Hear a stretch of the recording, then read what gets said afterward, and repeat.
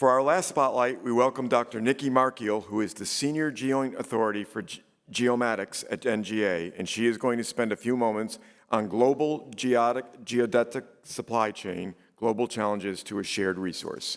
Nikki? Righty. Good afternoon, folks. This is going to be flat out a speech only. We don't have a bunch of fancy visuals here. We'll have to save that for another time and another place for the larger discussions. But it is, in fact, a great pleasure to speak today at the American Geographic Society. There has been, for pretty much since the dawn of both this organization and the 400-year-plus history of geodesy, a very close relationship between our two disciplines. The science of determining where and when, which is geomatics, on the ever-changing Earth's surface, and geographics, deriving from the physical features of an area, eventually the what is there at when and where are closely linked. What I'm going to speak about today are some very real risks to the science that underpins our collective capability to define geolocation in support of geography, climate change, and indeed, much of our modern way of life. Critical to geomatics is the science of geodesy, a Greek word meaning to define the size and shape of the Earth, to determine mean sea level, and to fundamentally provide the underlying reference frames that underpin much of what we do in terms of mapping, charting, as well as environmental studies. Now, geodesy is the science of the measurement of the size, shape, orientation, and gravity field of the Earth and how those parameters change over time. To be a little bit more direct, what we are fundamentally talking about is a global network of scientific observatories which feed the necessary data to processing centers that then derive and determine fundamental geodetic products which underpin much of what we have as a modern society. And I will explain that really in the context of satellites. Ladies and gentlemen, virtually every satellite that humanity flies ultimately depends upon a couple of primary products: the celestial reference frame, a terrestrial reference frame, the Earth orientation parameters that determine the daily variations in the Earth's wobble and rotation, as well as I noted earlier, fundamental aspects such as mean sea level. These underpin telecommunications, weather satellites, virtually every satellite we fly that supports environmental studies, and very, very critically, global navigation satellite systems. In particular, if we look at the United States, GPS alone underpins 15 of the 18 pieces of critical national infrastructure, including timing, communications, emergency services, banking, finance, transportation, as well as the energy grid that is keeping you warm right now. Now, a loss of these models that underpin those satellites would be at best inconvenient and at worst catastrophic. Beyond just the disruptions to transportation and communications, in the worst cases, it has been shown that these could lead to fundamental economic collapse. There are real and very real national security threats, and the impacts would be far-reaching and severe. We cannot fundamentally afford to lose them. We cannot fundamentally afford to degrade them, and yet that global geodetic supply chain is in real crisis. That is the conclusion not just of myself, but from information and insights provided by invited experts representing at the United Nations, from a number of member states, along with partners from international science, surveying and standards organizations, academic institutions, private sector organizations, as well as regional bodies. If I may step aside for a moment just on an ad hoc level.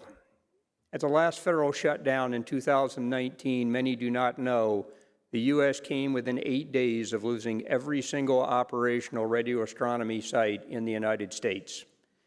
And in the fall of 2022, humanity writ large came within 6 weeks of losing every operational very long baseline interferometry site in the Southern Hemisphere. And it was only due to the quite frankly, heroic actions of few, that we did not enjoy that collapse. Now, in April of this year, we were proud as the National Geospatial-Intelligence Agency to help co-chair a two-day expert consultation at the United Nations Global Center for Geodetic Excellence in Bonn, Germany. That event brought in 49 experts from both technical and policy aspects of positioning, navigation, and timing, along with 15 member states, and built upon the interviews and the input from over 100 nations from around the world. And what was identified is that there are a number of regional and global scientific bodies which at least attempt to act as governance bodies for the various components of these global geodesy supply chain systems. However, what was equally identified is that there is virtually no legislation, no policy, no rulings that incorporate the recommendations of scientists to mandate organizations of infrastructure to adopt standards into national policies or to ensure that their ongoing operations. Ladies and gentlemen, fundamentally, none of this operates as critical national infrastructure. Fundamentally, the committee identified 5 primary issues: out of date or non-existent or at best weak governance mechanisms. We are fundamentally losing geodesists.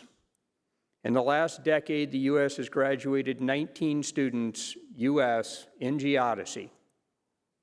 That's it. There's a general lack of awareness of the reliance of geodesy on these critical systems. There is insufficient evidence of the importance for societal, economic, and environmental benefit, and there are fundamentally insufficient resources, including dedicated funds and people, to operate and stabilize the existing systems that we have, let alone modernize and expand these systems to meet future expected requirements, including those of climate change. Again, if I may step aside, over the last 5 years, I have climbed on more mountains, stood on top of more radio astronomy dishes, and peered into more obsolete cabinets full of 1970s era obsolete electronics than everybody in this room. Ladies and gentlemen, these systems are being held together with baling wire and bubble gum on a good day. Now, to mitigate these concerns, at that same United Nations effort, there were a series of actions which I will attempt to summarize simply. Number one, the member states agreed that there is a risk. Number two, we agreed that we must have the celestial reference frame, a terrestrial reference frame. We must have those daily Earth orientation parameters, and we must have the ability to do those precision satellite orbits that support everything that we have discussed, and we must work together. At the end of the day, geodesy is the science of defining the size and shape of the Earth, and that requires a global effort. Now, a major reason for attending the summit today is to ask for your help.